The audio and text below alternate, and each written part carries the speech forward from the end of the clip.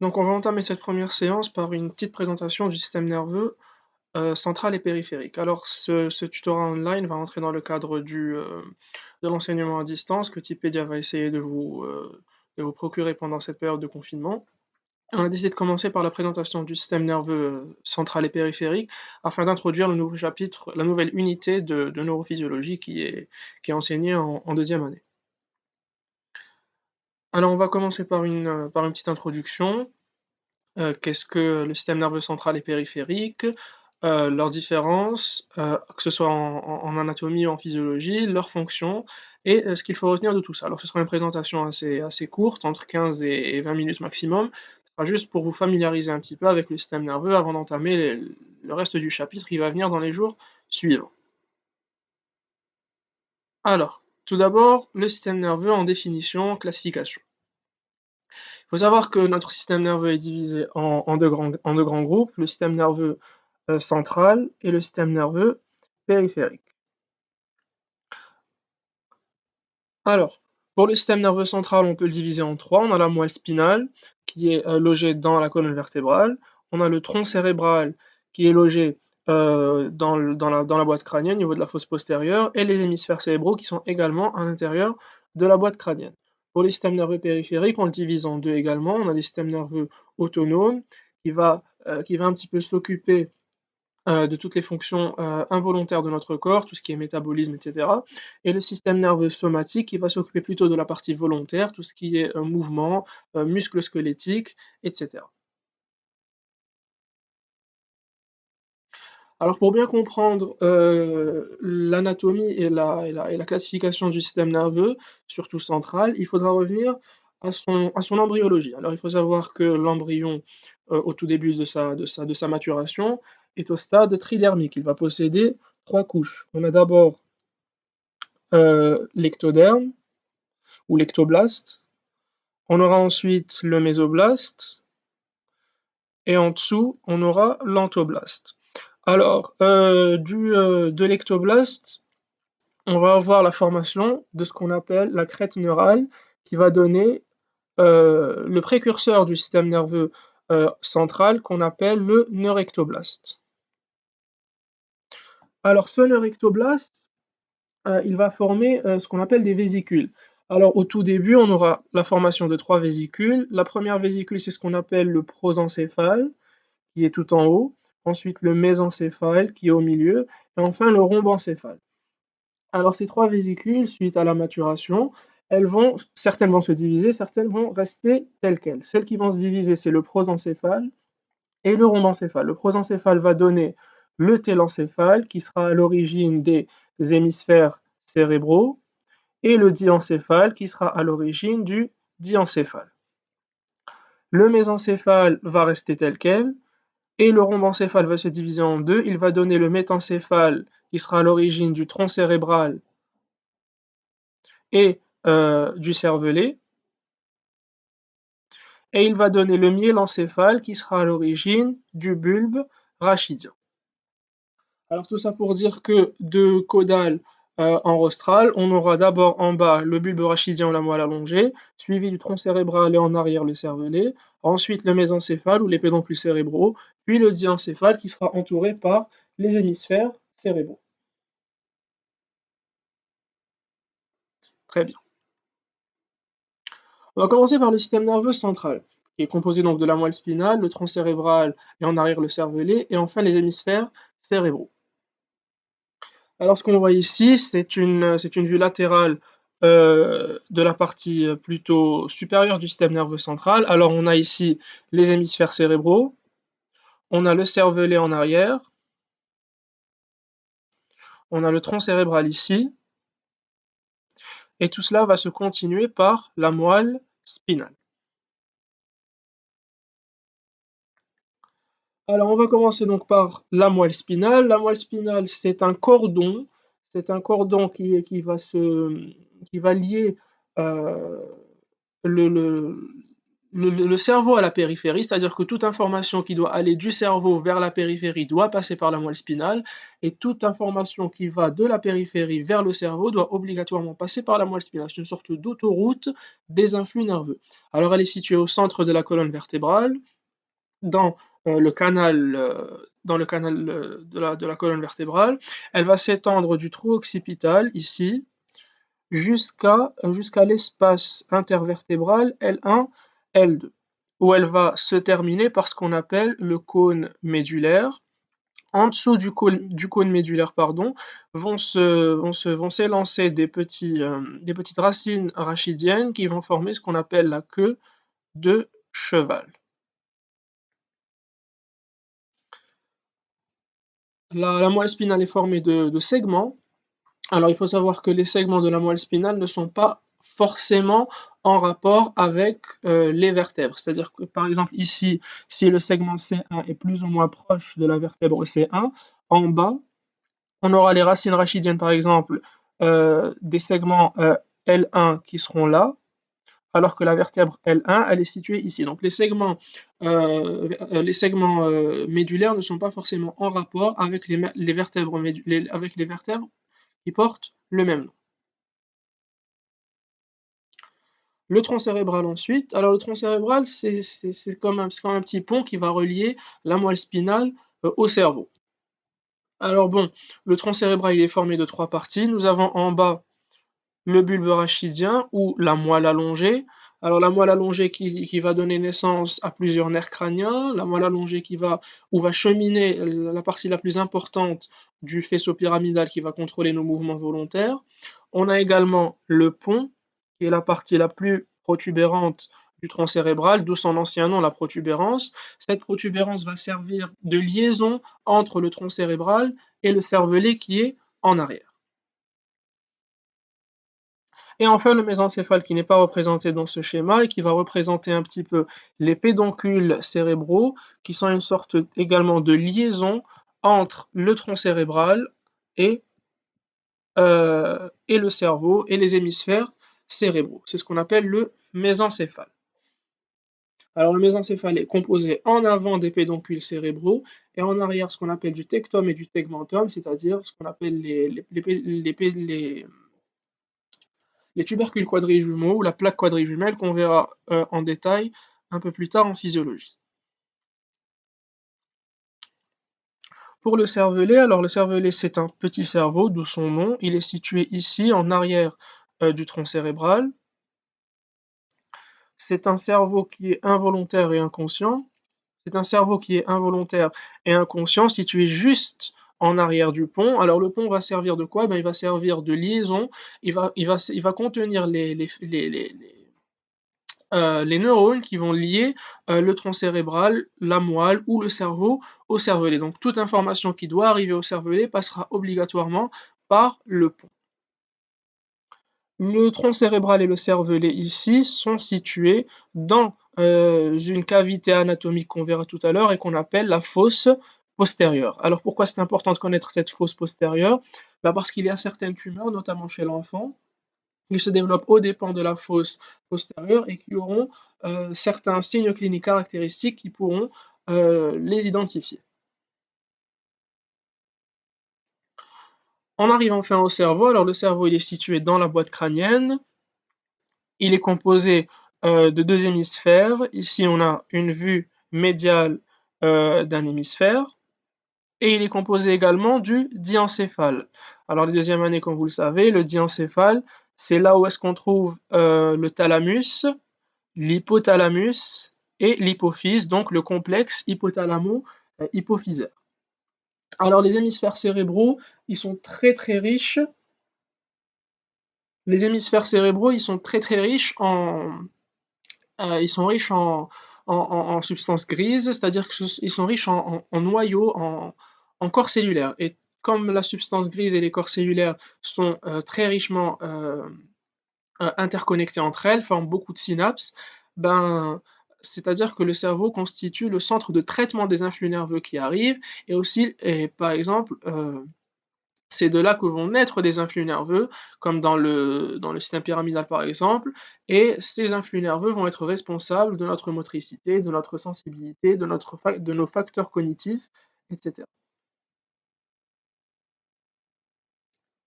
Alors ceci est une image IRM en T1. Qu'est-ce qu'on voit ici? Voici notre cerveau, notre hémisphère cérébral. Voici le diencéphale. Voici le tronc cérébral avec le mésencéphale, le pont, la protubérance et la moelle allongée qui va se continuer par la moelle spinale. On a ici le cervelet en arrière. Alors, ce qu'il faut retenir ici, c'est qu'on a dit tout à l'heure que le cervelet et le tronc cérébral sont situés dans une région anatomique qu'on va appeler la fosse postérieure, qui est située à peu près ici. La fosse postérieure qui va contenir donc le cervelet et le tronc cérébral.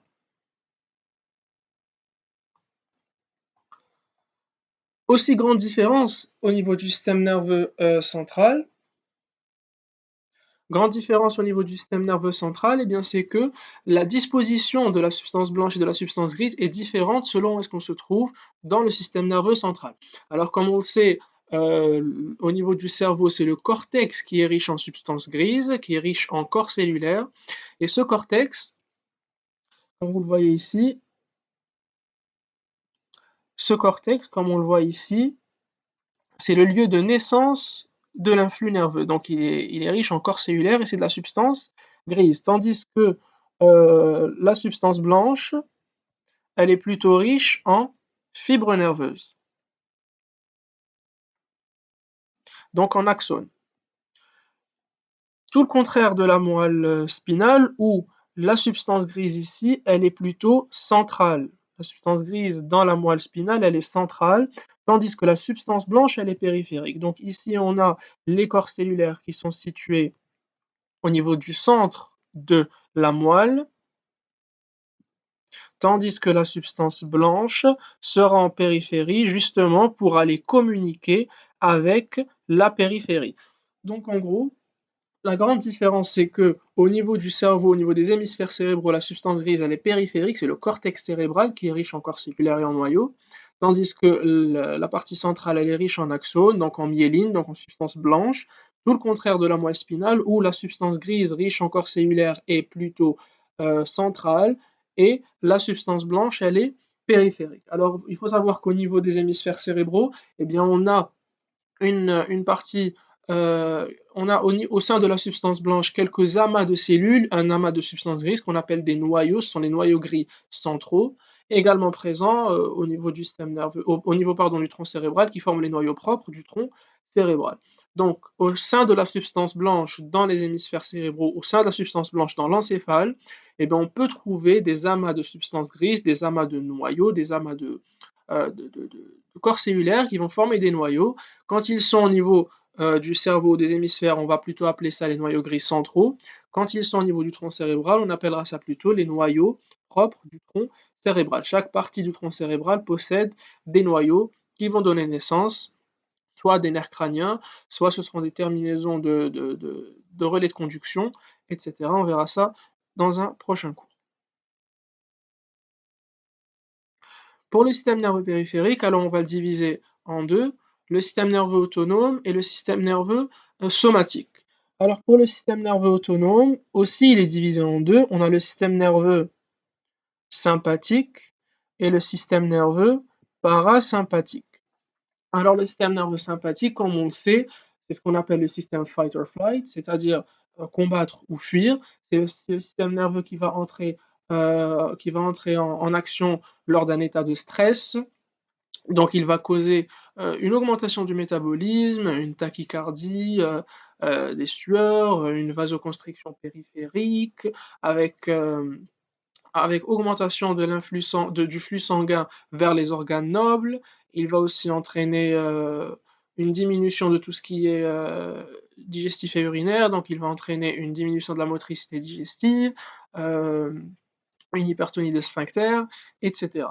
Pour le système nerveux sympathique, donc, il va prendre naissance au niveau thoraco-lombaire et il va faire relais au niveau de certains noyaux qui sont situés juste à côté de la moelle. Ce sont ce qu'on appelle les noyaux ou les ganglions paravertébraux. Alors, ces ganglions paravertébraux sont des relais obligatoires des nerfs du système nerveux sympathique. Pour les systèmes nerveux parasympathiques, par contre, pour le système nerveux parasympathique, par contre, c'est ce qu'on appelle le système Rest and Digest. C'est quoi Rest and Digest? C'est-à-dire que c'est le système qui va entrer en vigueur lorsqu'on est en état de repos. Donc, c'est ce qui va favoriser une vasodilatation périphérique, c'est ce qui va favoriser la digestion, donc une augmentation de la motricité digestive avec hypotonie des sphincters. Il va également entraîner la contraction du détrusor pour favoriser la miction, etc.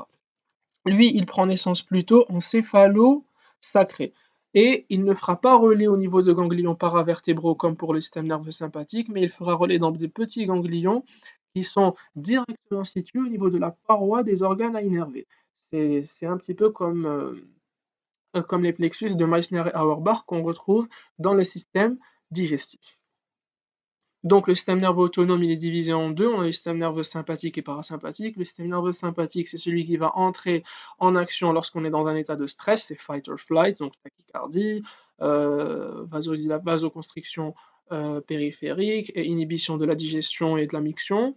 Tandis que le système nerveux parasympathique, c'est lui qui va entrer en action lorsqu'on est en état de repos. C'est le système dit rest and digest, qui est céphalo-caudal et qui va entraîner donc une augmentation de la motricité digestive, une stimulation de la miction, une vasodilatation périphérique, etc.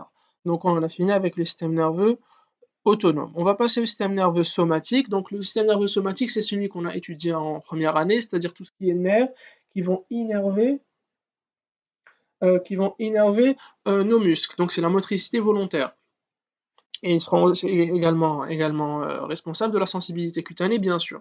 Alors pour le système nerveux somatique, il est composé donc de plexus, comme le plexus brachial au niveau de la ceinture scapulaire et le plexus lombosacré au niveau de la ceinture pelvienne.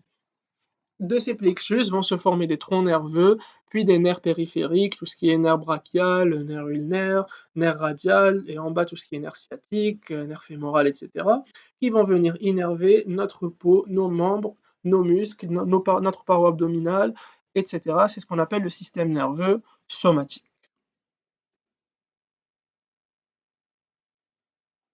Les fonctions sont assez simples à retenir.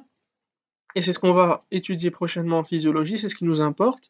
Alors pour la moelle spinale, elle a deux grandes fonctions. La première fonction, elle est prise en charge par la substance plutôt grise, c'est ce qu'on appelle les réflexes médulaires. Alors comme on sait, nous avons tous des réflexes, ils sont tous connus, on s'est tous amusés à les utiliser, à les tester, comme par exemple le réflexe rotulien, c'est le plus fréquent. Alors ce genre de réflexe, eh ben, ils ont une voie afférente, un centre nerveux, une voie efférente. Alors la voie afférente va venir, elle va venir se jeter dans la substance grise de la moelle spinale pour revenir vers le muscle et lui ordonner de se contracter. Donc si on essaye de schématiser cela, on a un récepteur qui va revenir vers la substance grise, puis revenir vers le muscle pour entraîner sa contraction. Ça, c'est ce qu'on appelle le réflexe médulaire. Alors le réflexe médulaire pour moelle, il est pris en charge par la substance grise. La deuxième fonction, c'est la fonction de conduction de la moelle et elle est prise en charge par la substance blanche. Qu'est-ce qu'elle va faire?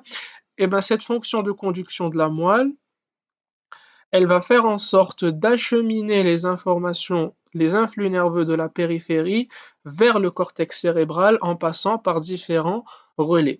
Et comme on le sait, eh bien pour transmettre de l'information, on a besoin d'axones. Et les axones, c'est de la substance blanche. Donc les fonctions de conduction de la moelle sont prises en charge par la substance blanche. Au niveau du tronc cérébral, alors on a ce qu'on appelle les réflexes du tronc, les réflexes, c'est-à-dire tout ce qui est réflexe médian de la face, tout ce qui est réflexe cornéen, vomitif, vélopalatin, etc. On a également la naissance du système nerveux autonome, on a également la naissance des nerfs crâniens. Tous les nerfs crâniens naissent du tronc cérébral, sauf le 1 et le 2. Le nerf olfactif qui va naître du bulbe olfactif au niveau du télencéphale, donc au niveau des hémisphères cérébraux, au niveau de la base des hémisphères cérébraux, et le nerf optique qui va plutôt naître du chiasma optique, donc du diencéphale.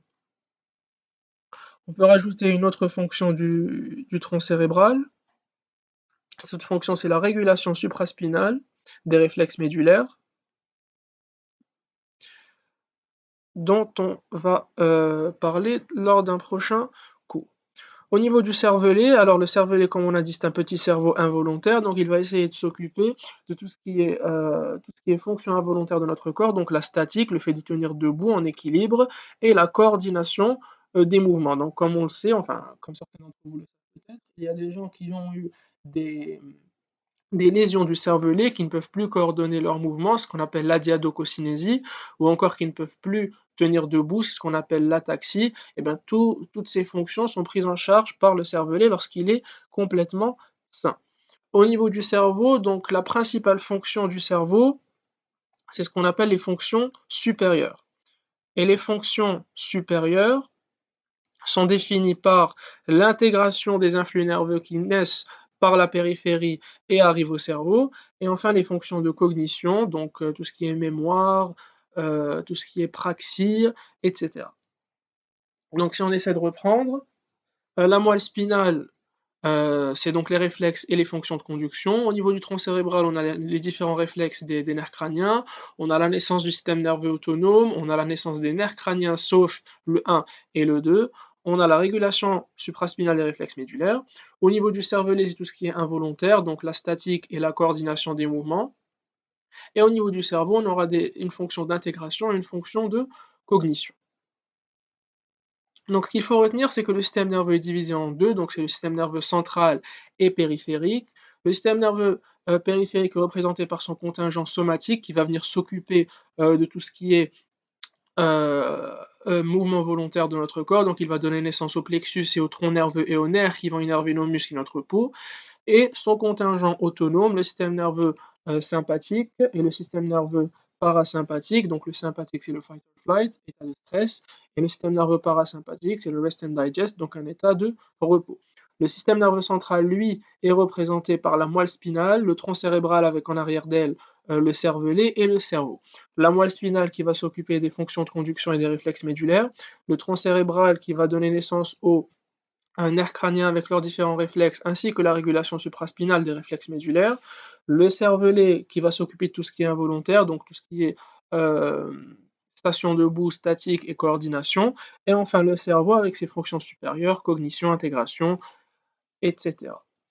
La moelle spinale donc est reliée à la périphérie par ce qu'on appelle les racines rachidiennes. Donc chaque racine rachidienne va naître d'un segment médulaire pour aller ensuite innerver la périphérie. Et ces racines rachidiennes feront l'objet du prochain cours de notre série. Et merci beaucoup.